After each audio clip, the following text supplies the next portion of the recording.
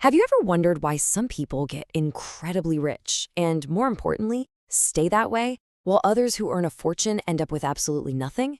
Well, it turns out it's not always about what you know, it's about how you behave. So today, we're going to break down the surprising psychology behind wealth, greed, and happiness. Let's just start with a number, a huge one, $400 million.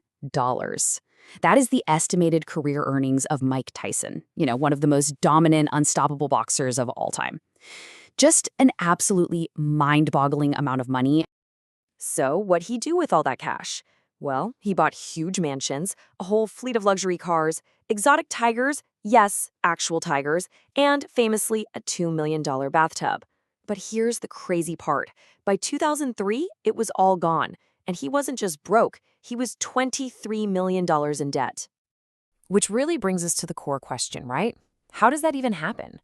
And on the flip side, how do you have people earning regular, modest salaries who manage to retire as millionaires? The answer, you'll see, has very little to do with intelligence or spreadsheets. It's all about psychology. So we're going to tackle that question by diving into 5 powerful insights. We'll look at the hidden roles of luck and risk, the huge difference between getting rich and staying rich, why you should save for freedom, not for stuff, the wealth that's completely invisible, and finally, how your own brain can be your worst enemy with money. All right, let's jump into the first big idea. Your success and your failure, they're not entirely your own doing. Look, we love to think that hard work is this perfect guarantee for success, but the truth is, luck and risk play a way bigger role than most of us are willing to admit. Just think about this story of 2 best friends. Both were absolute geniuses, totally obsessed with computers. One was Bill Gates, the other was a guy named Kent Evans. Now, Gates got incredibly lucky. His high school was one of the only schools on the entire planet with a computer back in the 1960s, a 1 in a million shot. But his friend, Kent Evans, he faced a catastrophic risk. He tragically died in a mountaineering accident before he even graduated. Same passion, same brilliance, but wildly different outcomes, all decided by things they couldn't control. So the real takeaway here is that we have to respect these invisible forces of luck and risk. Success is never just about being a genius, and failure is almost never just about being lazy or stupid. The lesson? You got to focus on the stuff you can control, your decisions, your work ethic, your savings rate, to put the odds in your favor as much as possible. Now, this idea leads us right into our second major insight. Getting rich and staying rich are 2 completely different games. In fact, they pretty much require opposite skills. The very mindset that helps you make a fortune can be the exact same one that makes you lose it all. You see, getting rich usually involves taking big, bold risks. It requires a ton of optimism, maybe betting the farm on a new idea. But staying rich, that's all about survival. It's about humility, avoiding those huge catastrophic losses, and having the patience to just let your wealth do its thing and compound over time. I mean, this slide is the perfect contrast. On one side, you have someone like Sam Bankman-Fried. He got rich insanely fast with these huge, aggressive, reckless risks, and then lost it all just as quickly. But on the other side, you've got Warren Buffett. His #1 rule is simple: never lose money. He's all about survival and patience, and that's why he's been at the top of the game for over 60 years. Getting rich is one thing, staying rich is the real prize. Okay, let's talk about saving. And no, don't worry, this isn't going to be that boring just skip your daily latte speech. This is about completely reframing why we save in the first place. It's not about being able to buy more stuff later, it's about buying your freedom right now. This quote just nails it. The greatest thing money can buy isn't a luxury car or a fancy watch. It's control over your own time. It's the ability to wake up in the morning and say, you know what? I can do whatever I want today. That, right there, is the ultimate form of wealth. And this leads to an incredibly powerful idea, the FU fund. Think of it as a pile of savings that gives you the power to say no to things. Are you stuck in a toxic job you hate? You can leave. Is your landlord being unreasonable? You have options. It completely removes that desperation of living paycheck to paycheck and gives you real control over your own life. And the path to that freedom, it's actually pretty simple. First, you save money, building up this invisible financial buffer. Second, that buffer gives you options you never had before. And third, those options give you the ultimate prize: control. Control over your life, your time, and your decisions. That's a kind of power no new car could ever give you.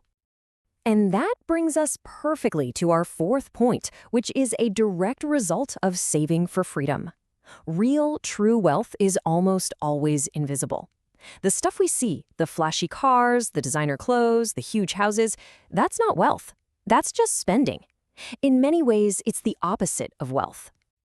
So let me tell you a quick story about a guy named Ronald Reed. For his entire life, he was a janitor and a gas station attendant. He lived a really simple life, wore the same clothes, drove an old beat-up car. To pretty much everyone who knew him, he was just a regular guy, probably just scraping by. But when he passed away back in 2014, at 92 years old, the entire world found out his secret. So, any guesses how much this humble janitor actually had in the bank? $8 million. How? It's simple. By quietly and consistently saving the little money he earned and investing it for decades and decades. His wealth was invisible to everyone because real wealth is the money you don't spend. It's the assets that are working for you in the background. And this gets to the absolute core of the difference.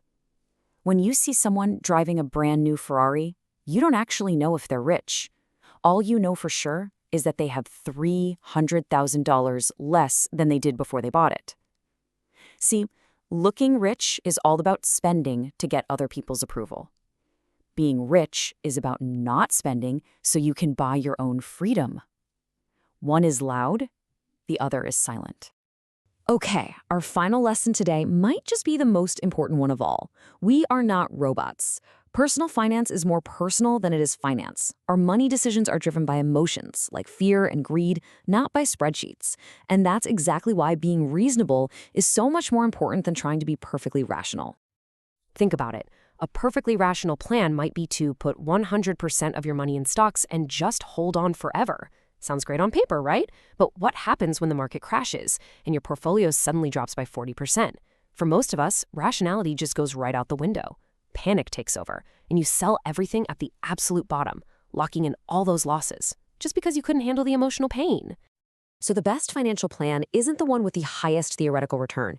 It's the one you can actually stick with when things get scary.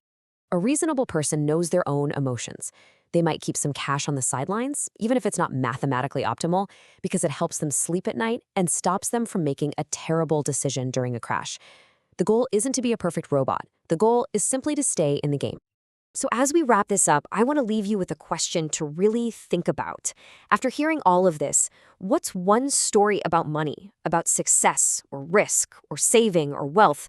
What's one story you've been telling yourself that might actually be holding you back?